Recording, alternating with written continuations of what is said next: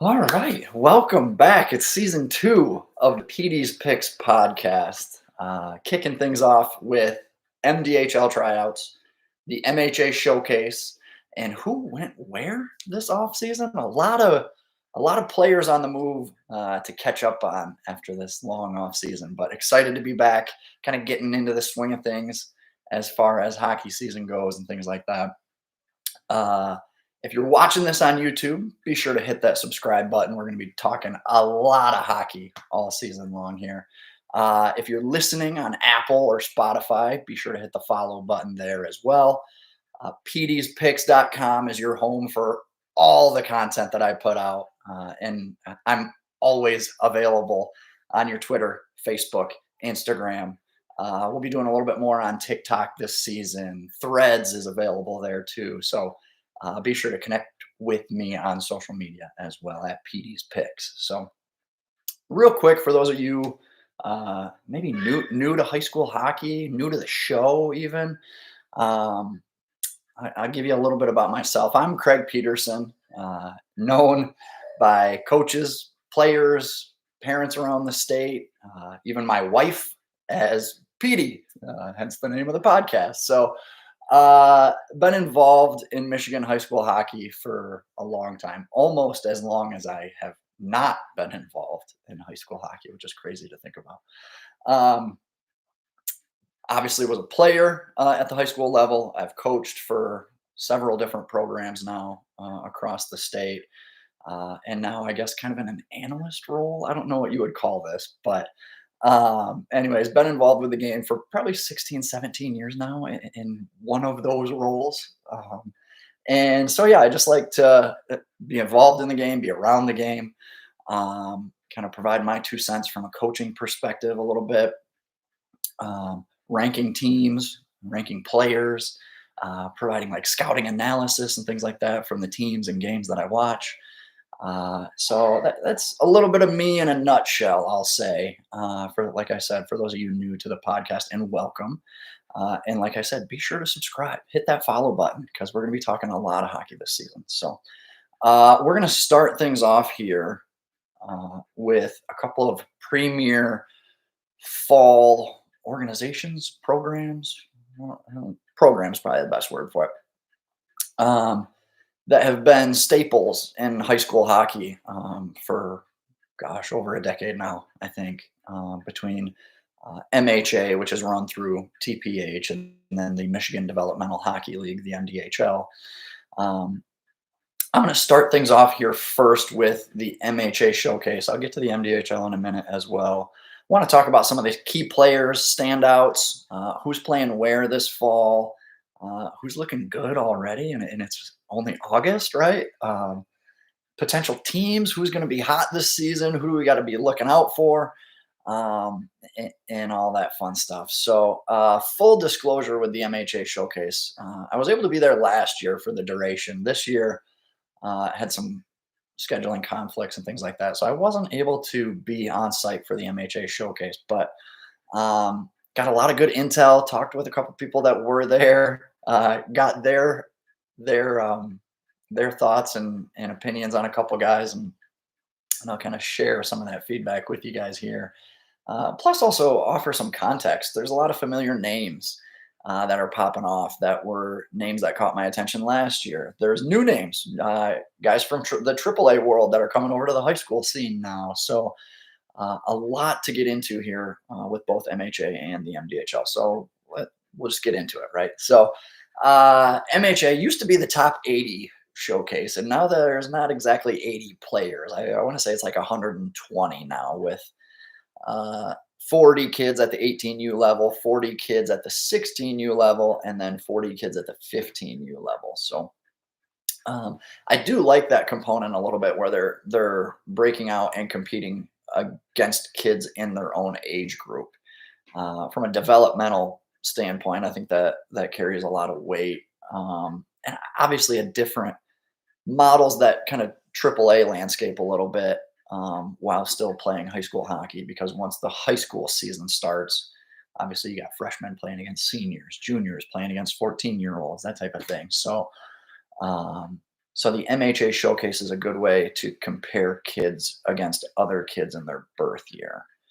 Um, so with that, Heartland was the most represented program at the MHA Showcase, and that's not a huge surprise. That tends to be the case most years. Clarkston was right behind with 9. Brother Rice, Flint Powers, Orchard Lake St. Mary's, all with 8 players apiece at the showcase. So some of the more high-profile programs, some of the ones that had the majority of kids on display there at the showcase. But in total, this was a pretty surprising number to me, especially uh, given that there's really only maybe 120 kids at the showcase. Was 36 different programs from around the state represented at the MHA Showcase. I think that's a really strong number, especially when you look at some of the some of the programs: Sparta, Alpena, Caledonia, Bay Area Thunder, Farmington United. These are some kind of smaller programs, up and coming programs that are building a little bit.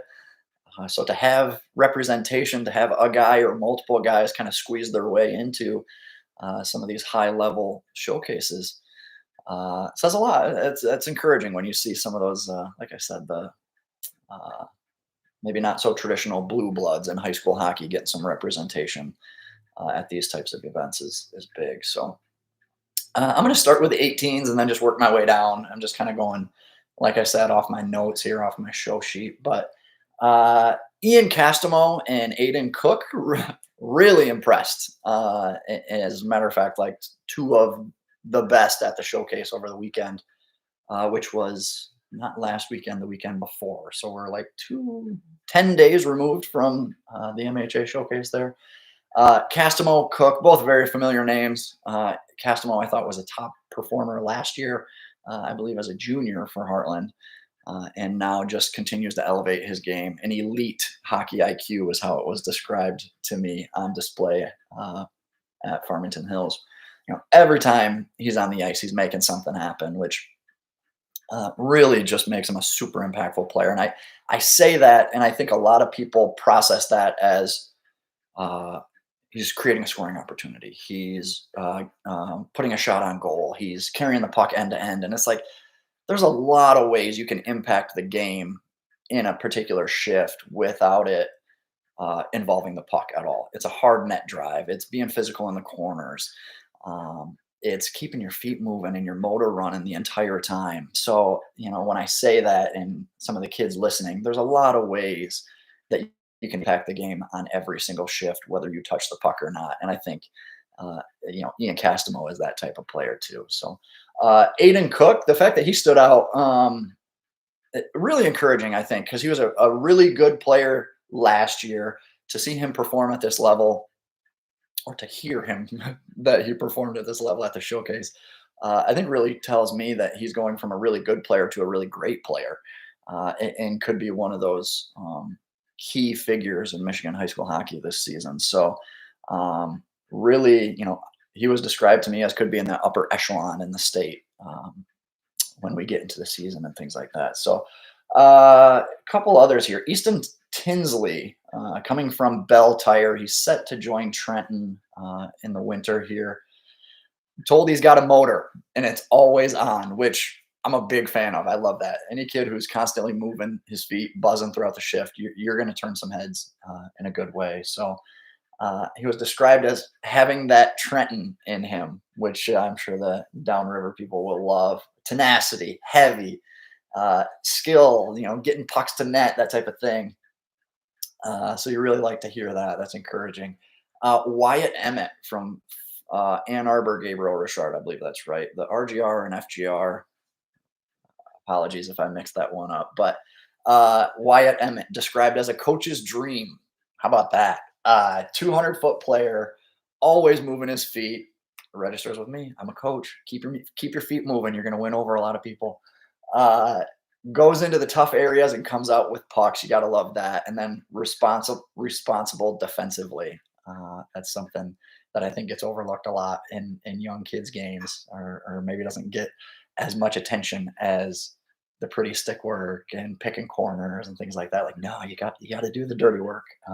And it sounds like, by all accounts, Wyatt Emmett is one of those guys. So Roman Valaire was told he led the showcase in scoring with most goals, which is maybe a sign of things to come.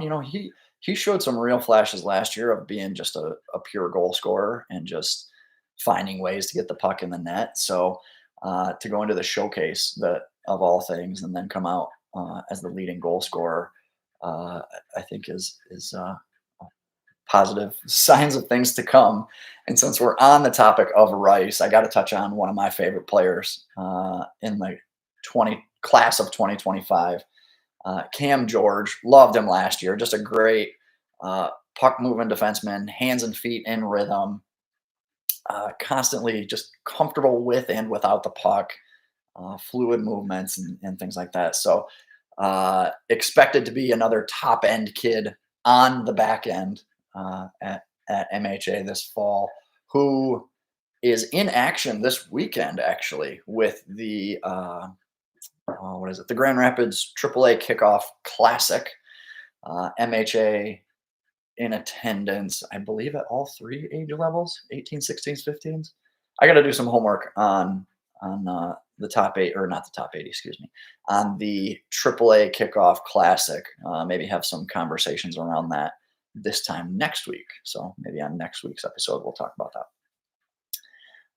Okay, Will Keane. Still one to talk about. Big goalie, but super mobile given his size too. One thing that was a little surprise. I mean, it was said with caution, but was drawing comparisons to Cooper Black, who I'm sure many of you are familiar with in the high school hockey circles. 6'5" goaltender out of Alpena. Played college hockey, I believe, signed with the Florida Panthers in the offseason. Is that right? Signed with an NHL team in the offseason.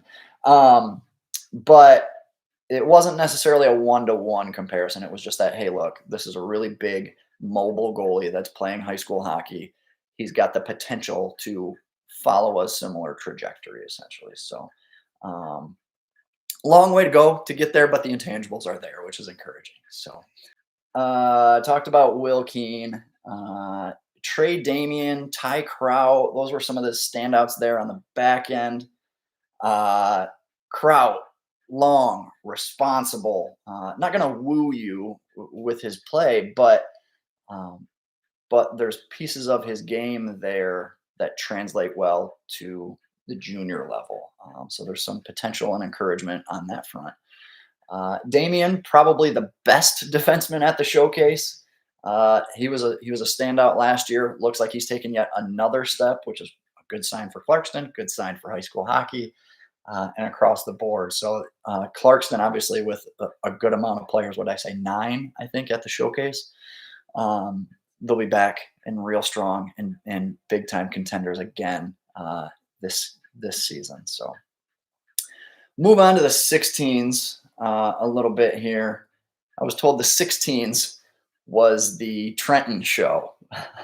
308 forwards, 208 defensemen, all going to be good high school players. Landon Leone is the only returning defenseman for Trenton, I'm told. Zach LeMay, Jack Brownlee, Donovan Durbin, all guys that were standing out at the showcase. So that's a real good sign for Trenton, and a good sign that they're young players that you could have for 2, maybe 3 years, depending on what class they're in. So Forest Hill Central's Jack Pierzynski, super effective player, and sounds like he's grown up a bunch from his 15U season to now his 16U season. And that's something you like to see in a player, and potentially moving on to the next level and things like that, is just that progression year over year. Year over year. I already talked about Clarkston quite a bit, but they got a AAA defenseman, Cal Kennedy, coming in this season. And he was one of the top defensemen there amongst the 16s. So with him coming in, that's another ace up the sleeve, and a nice thing to have for Clarkston.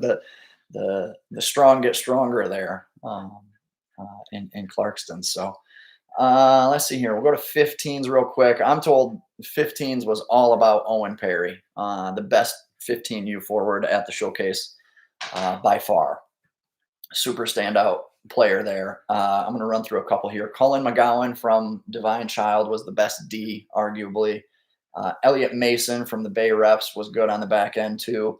Cole Chmielewski, I think I said that right. If I didn't, feel free to DM me and correct me. I like to names in particular. It's the journalist in me. I want to make sure I get it right. So Cole Chmielewski from Stony Creek was a AAA player for OJG last year. Looks like he's making the jump to high school. Mikey Truby, another Clarkston kid. A lot of Clarkston kids impressing. All these guys have the potential to play varsity hockey this year. I think I'll leave it at that because I don't want to speculate too much on who's going where, but may not be high producers at the varsity level when you're playing against kids that are 2, 3, 4 years older than you, with the exception of Owen Perry. I'm told Perry could be a high volume guy as soon as this season. So that's super exciting. One more here, and this will wrap things up for the MHA Showcase. Landon Hayward from Saginaw Heritage. This was a goalie. I liked him a lot last season. The numbers didn't show super well, but if you actually watched his movements, his footwork, he was super fluid. He wasn't the biggest goalie in that. Obviously, he was a freshman at the time, but movements were good. He looked cool, calm, composed. He was like the guy for the Hawks last season, so he saw a ton of minutes and a ton of game action. So that experience certainly set him up well for the showcase. The numbers weren't great, but I thought his performances in net were. You could tell looking at him that the pieces were there, and development just had to come along a little bit. And again, playing against kids that are 2 and 3 years older than you, goalie is probably the one position you don't want to be in. But nonetheless, he was one I liked last year, even despite the numbers. I think this season, building off of that experience and playing in the MHA this fall, I think he could make a huge jump from freshman year to sophomore year and really be an impactful goalie at the varsity level. So super excited about his potential for JJ Bamberger there and Heritage. So, okay, I'm going to move into the MDHL here. First, I mean, tryouts were 2 weeks ago, so they've had some game action already. So what I'll do is kind of catch up on game action and update where the league is at currently. And then I'll share you some of my thoughts from the tryouts themselves, players that stood out to me, kids who didn't make the cut but still showed well, I thought. And we'll go from there. So they're 4 games in, and MDHL Green currently sits in first place. They're 4-0. Out of the gate. MDHL Green is that West Michigan team. It's all kids based out of the West Side. And let me see here. Landon Smith leads the league in points with 9. Smith is tied with Jack Chivas with the most goals. They both have 5 apiece. Smith led Granville in scoring last season as a sophomore. Was a standout to me the couple times I saw them last season. He's got good size, pretty strong kid, pushing kids around, and his effort was great. So no surprise to me to see him be a major contributor in the MDHL 2 weeks in. So Bennett Eisma leads the league in assists with 7. Eisma is another former AAA kid, played for Fox Motors. The roster didn't list what school he's going to or school he'll be playing for in the fall. So I'm a little fuzzy on the details, and that's why I don't particularly I try not to focus too much on the newcomers this early because I don't know. I don't want to assume certain kids are going to make a high school roster and then they don't, or I don't want to assume some kids are going to make the jump from one team to another and then they pull the shoe, that type of thing. So I don't want to get too much into it, but obviously a good sign there. Eisma being a major contributor there for Team Green with 7 assists. So this might be the biggest reason MDHL Green is having such success is Zach Jackola in net for Lumen Christie. 0.67 goals against average. Jackala was a standout goalie last year for Lumen Christi. And this is exactly why I love high-end fall hockey stuff, and Team Michigan for that matter. Gunnar Weber from Bay City was a great example of that last year. Some of these guys one-off programs. Lumen Christi has had a lot of success, a storied program in Michigan high school hockey with a rich history, but a lot of players playing football or playing baseball, like multi-sport guys who aren't as involved in some of the fall hockey stuff. But Jackala, with his performance in the MDHL like this, and I think he was I don't want to speculate. With him in the MDHL, like I think it just helps kind of put Lumen Christi on the map as a real contender and a program that has serious hockey players there that have next level potential that could play junior hockey and beyond. Um, so yeah, Lumen Christi program I'm pretty familiar with from my playing days. So as far as tryouts go, I'll give you some of my biggest takeaways. A lot of CC kids. I want to say there was north of 35 players at tryouts. 20 of them ultimately ended up making the league. St. Mary's at 11, Stevenson with 10, Brighton and Howell with 9 apiece. Those were the most represented teams in the league, or that made the league, I should say. In total, I think about 43-ish different programs represented from around the state, and pretty good diversity. You get a lot of, Traverse City representation, Alpena, Midland, like just from across the state. So pretty cool to see. I was really impressed, to kind of shift gears back to the tryout, was really impressed by the pace of tryouts. Watching tryouts actually kind of felt like I was watching league play. There was good competition. Actually saw some nice plays made, which you don't usually see. It was funny to see some of the tryout games were 1-goal games down the stretch. And you saw teams even pulling their goalie late to try and tie it up, or you saw some late lead changes. It went from 3-2 for Team Green to 4-3 for Team Orange in the span of like 90 seconds down the stretch. So guys were competing hard, start to finish, which was cool to see. A couple kids I really liked. Justin Bloink was probably the top defenseman that I saw. Nino Sui was arguably the top forward as well. Both of those guys come from 16U AAA CompuWare, both set to join Detroit Catholic Central in the fall.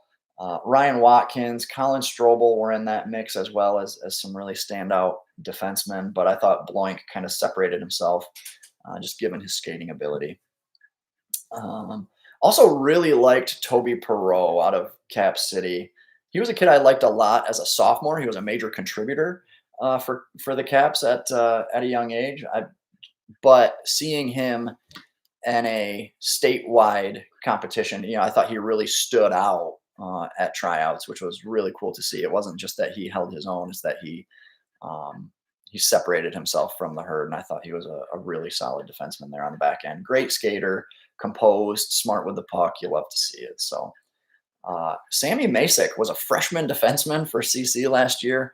CC doesn't have too many freshmen on the roster, so it was wild that he was a contributor for him last year. I think he's going to take a huge step as a sophomore too. He's just grown up. He's matured. He doesn't look like a freshman playing varsity. He now looks like a varsity player. And so he's grown up and developed a ton, I think, this offseason. And, I've always said, I think your biggest jump in development is from your freshman year to your sophomore year in terms of hockey anyways. And just, okay. Zach Del Monte looked good too. Kid out of St. Clair Shores Unified. He was one. It's hard to compare and measure these kids in season when they're on their respective high school teams against others, because some teams have more weapons than others, or some kids are playing more minutes than others. So in season can be very hard to kind of measure against each other. And, Del Monte was a standout defenseman last year, so it was good to see him play at the state level and hold his own. Looked really good, I thought. Um, and what else? What were some of my notes? He maintained good gaps, which I love to see as a fellow defenseman. Very fluid. Looked comfortable at that pace. I wouldn't necessarily say he was pushing it, but he wasn't struggling to keep up either. Really fit in nicely, I thought. Nathan Talby from Grosse Eel didn't end up making it, but still stood out to me. And long reach, lanky frame, moved his feet pretty well for a kid of his height. A lot of times, your bigger defensemen, 6'2", 6'3", 6'4", can be a little gangly and fight it a little bit skating wise. Talby was one who looked pretty comfortable. Even saw him wire a couple breakout passes too, snapping the puck around a little bit. So you like to see that. Lucas Milne was another guy that caught my attention, who didn't end up making it past the tryout either. But Milne had really good size, showed flashes of real explosiveness, I thought, with his skating and with his shot. At one point he took off down the wing and wired a shot off the far post, the upper 90. So for a real good scoring chance. So some of these kids who may not have made the cut, like, I still think you get a ton of value out of that exposure, that experience. You get to see kind of how you measured up against other kids from around the state. So I equate like the MDHL tryout a lot to the Team Michigan tryout. And I know there's a lot of negative connotations around all of these extracurriculars. It's a popularity contest. It's political. It's who you play for. It's who you know. It's that type of stuff. But like, even if all of that is true, which it's wild speculation, but even if it is true, it's still good exposure and opportunity for you to compete against kids um, that are your counterparts around the state on an even playing field too, right? Chelsea goes head to head with CC. That's a tough matchup, but Lucas Milne going head to head with a CC player one-on-one. Now it's a little bit of a different story. So, Stevenson and Granville, Alpena and Traverse City West, things like that. A lot of the programs I saw involved in these two events. It's just an opportunity to compete against others on an even playing field, because you hear it all the time. Oh, this best player is just as good as anyone on that team, but he just doesn't have the same weapons around him.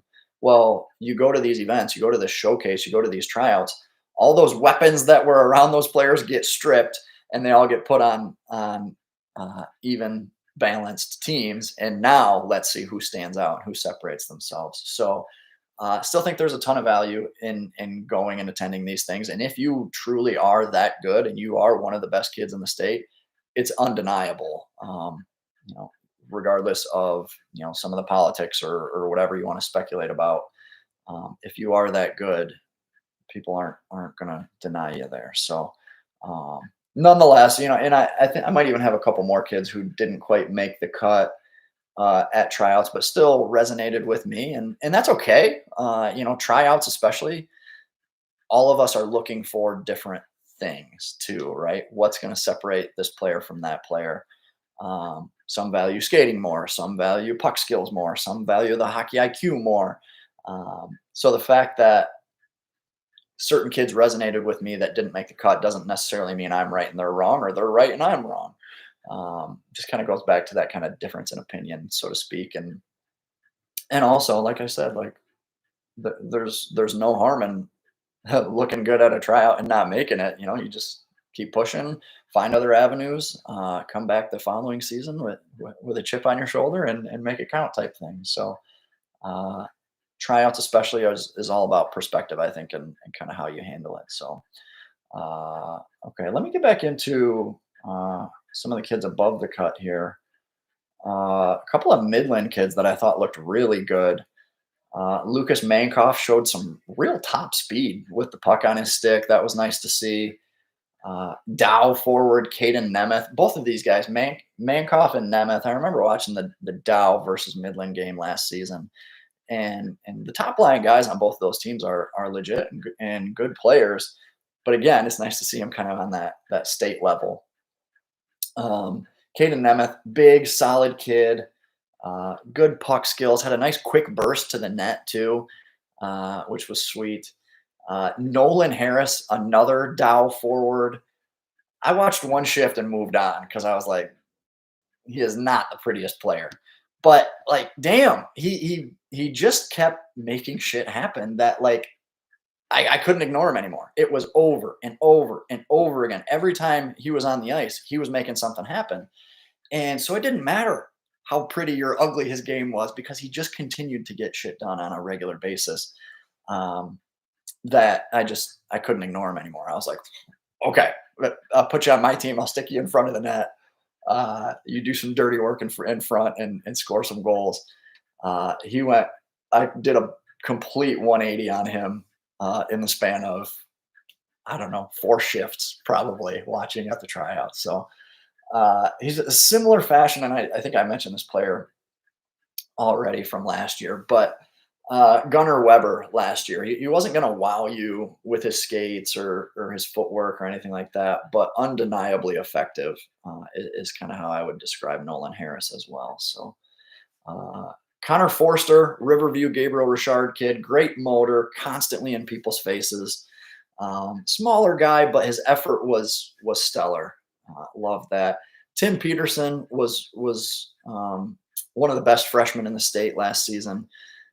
Made my all freshman team. And again, a freshman on a program like Brighton doesn't happen very often. And not only was he a freshman, but he played on their top line. He looked good.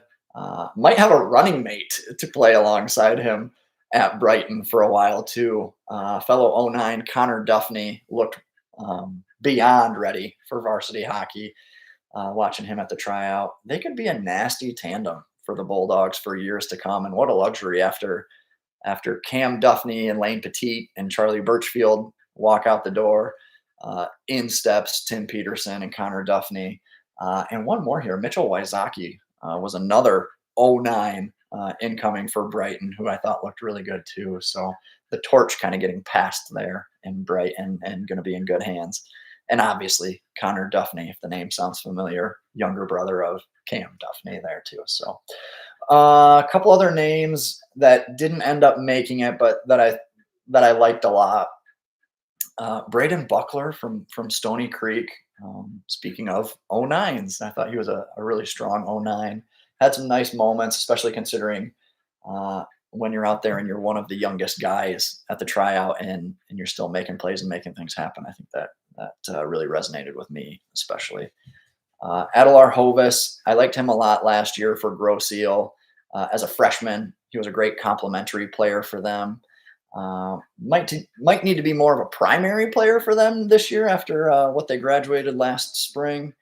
I thought he was a light version of Nolan Harris that I was talking about a minute ago. You know, not pretty at this level, but effective and getting to the net, around the play a lot, that type of thing. So Cade Dowd, Reston Seco, a couple more guys I wanted to mention too, that I liked, that I thought could have been in the mix there, and just wasn't enough room on rosters to fit them in. So okay, that kind of buttons things up on the MHA and MDHL. I did want to get into this real briefly. Who went where this offseason? And I got a long running list of, I don't know if you guys can see this, but jeez, a lot of kids who got drafted, got tendered, signed. They're at main camp, all across various leagues, NCAA, D1, D3, ACHA. What else? All right, let's see here. See if I can find some standouts to mention here. NA3, USPHL. Ethan Ogle looks like he's going to the OJHL. Evan Adams, the NCDC. Charlie Birchfield in the NA. I expected that, right? I think he got tendered in March or April. JP McGinnis, Connor Raffelli, that was cool. They're going to Europe to play for a U20 team. Let's see here. Cam Duffney, I got a question about him last night, actually. Heading to the NCDC. Jacob Kirkab from Orchard Lake St. Mary's, he's going to the NCDC. NCDC, a pretty popular destination here this offseason, so that's cool to see. Aiden Agbe going to the EHL. Let me see here. Brooks Rogowski, obviously going to the O. That's super cool. What else here? Thomas Boynton Fisher going to the MJHL, playing for the Winkler Flyers, I think. So that's unusual, not unusual, but not a popular path for high school hockey players. So that's kind of a cool little endeavor there. Let me see if I can highlight any others here that stand out to me. A couple USPHL guys, AJ Zakagny, Elijah Verweiss. I didn't say that right. Jay Cormier going to USPHL. Josh Granowitz going to the GoJ. Let's see here. Matthew Chernakis, goalie from CC, going to the NA3. A couple guys that got drafted. Let's see, 1, 2, 3, 4, 5, 6 guys drafted into the NA3. 5 guys drafted into the NA. Owen Dawson, Ben Polomsky, Aiden Marco, is that how you say that? Marceau, Jackson Freusland, and Mason Zarnicki round out that NA class. NCAA, Jackson Walsh obviously committed to Notre Dame.